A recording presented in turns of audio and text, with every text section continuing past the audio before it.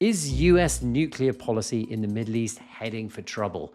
Once upon a time, there was a country in the Middle East that had a pretty solid relationship with the United States. The US gave that country its first nuclear test reactor. Except that country was Iran, the government was overthrown, and the nuclear program hasn't worked out quite so well ever since.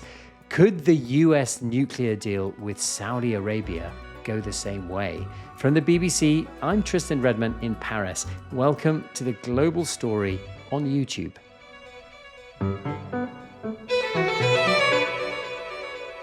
Frank, could you introduce yourself, please, for the few listeners out there who don't already know you?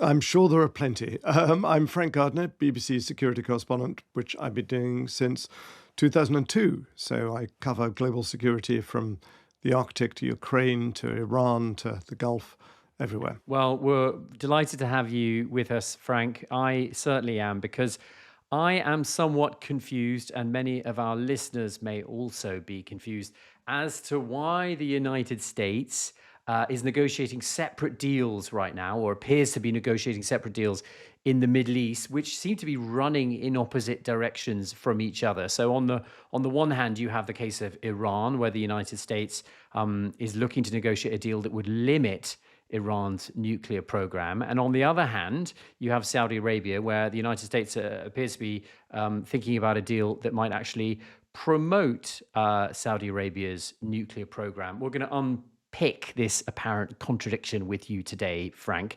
What is the Saudi deal, and why might it be happening now? So first of all, I think the context to view this in is that as far as the United States is concerned, Saudi Arabia is a close ally. Iran is an avowed enemy. So it's not inconceivable that they would have two different nuclear policies for them. The deal was announced through the US Department of Energy, and this caused consternation. It sort of, for many people, it came out of nowhere, even though discussions have been going on for many, many years. That was then followed by a post by President Trump on his Truth Social platform saying there will be no enrichment and nothing's going to happen in this deal until and unless Saudi Arabia joins the Abraham Accords and recognizes the state of Israel, which the Saudis are not going to do. And the most startling point about the announcement was that it was going to include a 2-year study period for enrichment of uranium on Saudi soil under US guidance, but nevertheless domestic enrichment. Now that's a really hot topic and very controversial, because at the heart of the whole dispute over Iran, and one of the reasons why they went to war back in February, is that Iran has been highly enriching its uranium to a purity well beyond the point you need for civil nuclear power, and very close to the point you need for nuclear weapons. They've enriched 441 kilos at least to 60% purity, and it's a short hop from there to 90%. For Saudi Arabia, of course, that rings alarm bells in places like Israel, but also in Congress. Is this really sensible? What if there's a change of regime in Saudi Arabia? What if the Islamists take over and suddenly you've got people who are possibly closer to Al-Qaeda and ISIS way of thinking in charge of a country that could theoretically produce its own nuclear weapons? I don't go along with that, because it takes a huge amount of work to basically make this highly enriched uranium. There are much easier ways that Saudi Arabia could get a nuclear bomb should it choose to. It could effectively, in theory, buy it off the shelf from Pakistan. What's the history of this possible proposed deal, Frank? So it goes right back to 2008. This talking has been going on for a long time. The Saudis they've blamed slightly hot and cold on America, because they didn't like the Biden administration. Biden didn't like the Saudis. Before he became president, he said, we're going to make Saudi Arabia the pariah that it is. And MBS, who is the de facto ruler of Saudi Arabia, that's Crown Prince Mohammed bin Salman, he never forgave Biden for that. So despite all of that, these conversations have been going on, been taking place. There are essentially two reasons why the US is looking to do this nuclear deal with Saudi. When I say nuclear deal, it's not about nuclear weapons. It's about civil, peaceful nuclear power. And I don't think the Saudis have any intention of turning any domestic nuclear energy program into military purposes, not right now, at least. The two reasons are money. The Trump administration is very much about deals and about money, and Donald Trump thinks this will be good for US industry. And the other is strategically to keep Saudi Arabia within the orbit of US influence. Because if America won't do this, the Saudis are quite capable of going to the South Koreans, to the French, to the Russians, or the Chinese. And the State Department and the White House don't want that. There is a possible third reason. The stumbling block to this deal has always been Donald Trump's insistence that a sine qua non must be that Saudi Arabia establishes full diplomatic relations with Israel and joins something called the Abraham Accords, which were in his first term as president, the sort of crowning glory of his foreign policy in 2020. This was getting Bahrain, UAE, Morocco, and Sudan to all sign up to recognize Israel, to basically stop their hostility to Israel. And Donald Trump wants Saudi Arabia to join that. The Saudis have made it very clear they can't do that until there is an irrevocable and clear path to Palestinian statehood. And there is anything but that. There is quite the opposite to that as more and more settlers take over the West Bank. Well, Frank, you've explained to us in the past how controversial it might be within Saudi Arabia if Mohammed bin Salman were to recognize Israel. It might be difficult for many people in Saudi Arabia to accept. Since Saudi Arabia doesn't currently recognize Israel, how do they actually view the land on which Israel sits and the Israeli government? So just prior to the October the 7th Hamas-led raid from Gaza into Israel, the Saudis were making preparations to possibly be in a position to recognize Israel. There were even unconfirmed reports that Netanyahu had visited Saudi Arabia. I'd never seen any evidence of it, but it was certainly reported. And they have a joint common enemy, Iran. Iran has been firing missiles this year at both Israel and Saudi Arabia. And of course, my enemy's enemy is my friend. But the Saudis have cooled on this a lot mainly because of the appalling death toll in Gaza, the Israeli reaction to the atrocities of October the 7th, the flattening of most of Gaza, the mass killing of Palestinians, the displacement, the hunger, etc. That plays very badly with a domestic audience. It wouldn't just be difficult, it would be dangerous for Crown Prince Mohammed bin Salman or any Saudi ruler to recognize Israel at the moment, because the Saudi Arabia, unlike the other Gulf states, has got a very large used to be, and still is in some places, quite radicalized, very devout Muslim population. And they see the Palestinians as brothers and sisters. And they simply wouldn't accept that. It would put MBS at risk of assassination, to put it bluntly. So, if there was a suggestion that a nuclear deal with the United States would be wrapped up, go hand in hand with a necessity to recognize Israel and be part of the Abraham Accords, where are we now with that? Is that a deal breaker for Saudi Arabia, or are talks still ongoing? I'm sure talks are still ongoing, but it's also a deal breaker unless the Saudis do a complete U-turn. And every conversation I've ever had with them, from foreign ministers to advisors to ambassadors, they have made that crystal clear that there's got to be a clear path to a independent Palestinian state, an irrevocable one, not just a sort of bit of lip service to get the deal over the line and then just punted into the long grass. They want to see that happen.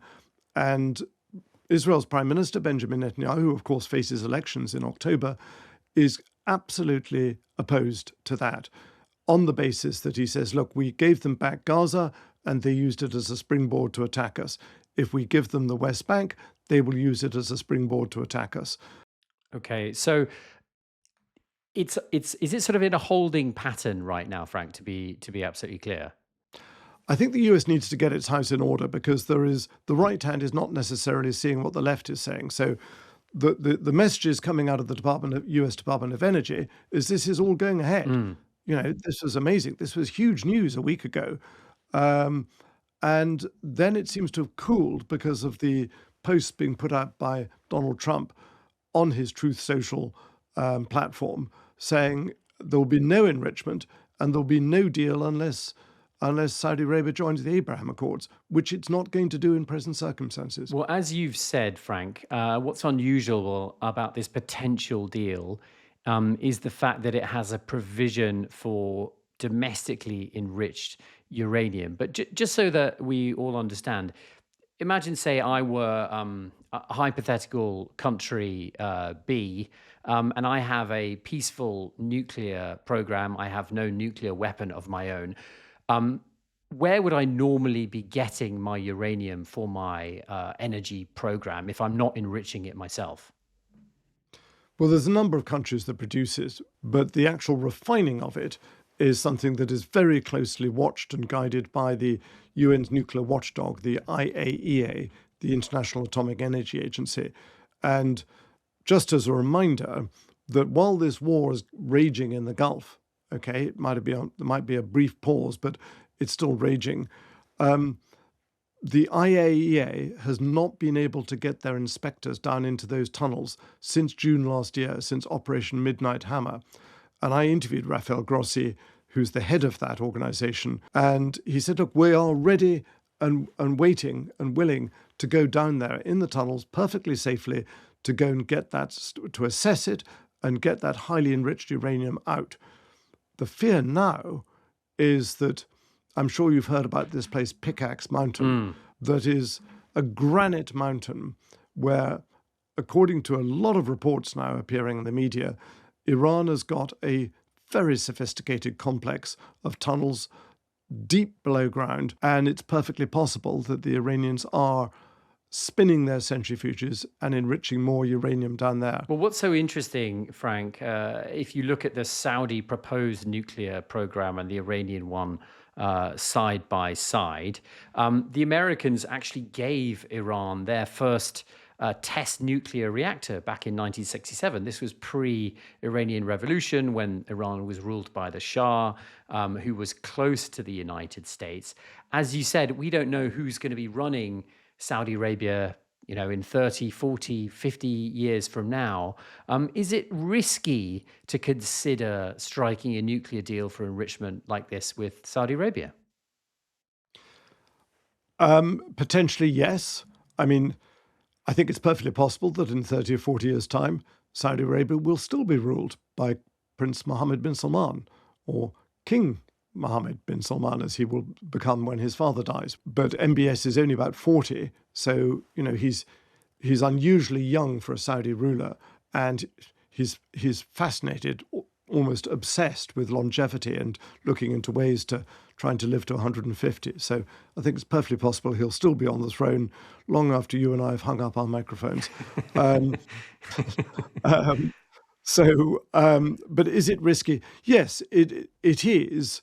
And it's the enrichment side of this deal that is the most controversial. The idea of having US civil nuclear contractors in there helping Saudi Arabia develop its civil peaceful program it's not such a big thing. Plenty of countries have got, civil nuclear programs, but it's the enrichment of it, because take your eye off the ball and a rogue country can start over-enriching, as Iran has done. Now, you could argue that Iran has enriched all this uranium simply as a bargaining chip to get sanctions lifted. Others would say this is the hardliners positioning themselves for when they want to race for a bomb, which some are even suggesting could be going on underground right now. Well, setting aside Iran for a second, Frank, because we'll come back to them. If you look around the Middle East, are there other countries that are looking at this potential deal between Saudi and the United States and thinking that's a better deal than we have? And I'm thinking particularly, for example, of the United Arab Emirates, who've also had a relationship with the United States on nuclear energy. Yeah, so the 2009 UAE deal does not include enrichment. Other nations in the region that have got civil nuclear programs are Egypt, UAE, you mentioned, and Turkey. And of course, Israel has got undeclared nuclear weapons. I think both Turkey and Egypt will be looking with some concern at this. And one of the fears of all of this is that it triggers, not by any actions of the Saudis, but the mere idea of Saudi Arabia having its own domestic indigenous enrichment program potentially triggers an arms race, because the UAE and Saudi are not friends anymore. I hate to ask you a worst case scenario, Frank, but unfortunately, this is sometimes our job. If there were an arms race in the Middle East, a nuclear arms race, what could that actually look like? How many nuclear armed states could emerge from it? Well, an unlimited number, to be honest. But worst case scenario, you have Saudi Arabia, Egypt, Turkey, possibly Qatar, all wanting nuclear weapons. And remember that not very far away, you've got Pakistan and India. Pakistan and Saudi Arabia have a very close relationship. And if they decided that Iran was on the fast track to get a nuclear weapon, they would definitely want to have one of their own as a deterrent, not to use it, but under the principle of MAD, of mutually assured destruction, which has been in place since the 1940s, whereby NATO has nuclear weapons and Russia has nuclear weapons, and it would be so horrific if we all went to nuclear war that it doesn't happen, God forbid. So that would be an extremely worrying situation in the Middle East, because there's so many wars erupt there. There is so much volatility. Right at the beginning of this conversation, I told you that I was somewhat confused as to how the United States could be negotiating one thing with Saudi Arabia and another thing with Iran. And I totally get what you're saying, that Saudi Arabia is the United States ally and Iran is not. It's their adversaries. Nonetheless, the timing of a potential Saudi Arabia deal is interesting to me here, because it's being announced at precisely the same moment that this negotiation with Iran is at an incredibly sensitive moment. It's a high stakes question for Donald Trump. He wants to come out of this with a deal with Iran so he can put an end to the conflict, which polls suggest is increasingly unpopular in the United States. Why would you risk announcing something like this potential Saudi deal at the same moment as you're negotiating with Iran? Doesn't one put the other in jeopardy? I don't know what the thinking was in the White House or the Department of Energy, but it could be that this was to put added pressure on Iran to come to some kind of a deal. I mean, let's be clear, the nuclear negotiations with Iran that were supposed to be taking place during this 60-day period since the ceasefire that isn't a ceasefire anymore, they're going nowhere. The whole issue has been sidetracked by the Strait of Hormuz, a problem which didn't exist before Israel and the United States went to war with Iran on February the 28th. Traffic was flowing perfectly freely through the Strait of Hormuz in both directions. But all the effort now is in trying to reach a deal on that vital waterway that stops Iran having control of it. But Iran is feeling emboldened every day that it survives US airstrikes. It feels stronger and less inclined to make any concessions. So all of that has pushed into the long grass any kind of a long-term deal over Iran's nuclear program. And I think the Americans have been extraordinarily over-optimistic and to some extent naive when it comes to thinking how easily a nuclear deal can be struck with Iran. It took 20 months to negotiate a really hard negotiation with top expert negotiators to do the JCPOA, the Joint Comprehensive Plan of Action, otherwise known as the Vienna deal, in 2015. And Donald Trump tore that up, or at least he withdrew the US from it and essentially torpedoed it. Why? Because it didn't include the two things that Israel was really concerned about, and that was Iran's ballistic missile program and its support for proxy militias around the region. Nobody's talking about those at all at the moment. So not only are they not talking about those, They're not even talking about a nuclear deal. It's all about the Strait of Hormuz. So in trying to deal with one problem, Trump and his administration have initiated another, which is totally preoccupying them. That said, how likely do you think it is that we might actually see this deal come to pass between the United States and Saudi Arabia on uranium enrichment? I think it's very unlikely that we're going to see an enrichment deal. I think it's still possible that the deal could go through without enriching on Saudi soil. It could make a lot of US companies very rich. Donald Trump likes that idea. And it keeps Saudi in the US sphere of influence. For Saudi Arabia, it provides an alternative source of energy to oil, which they know will eventually run out. But for now, the sticking point, unless it changes, is Donald Trump's insistence that Saudi Arabia join the Abraham Accords, which the Saudis can't afford to do that.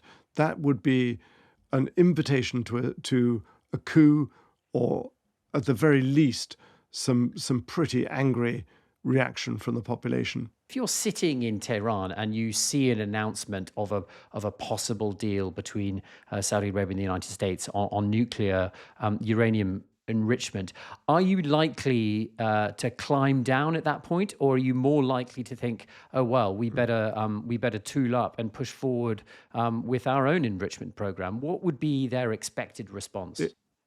It will be the latter, almost certainly.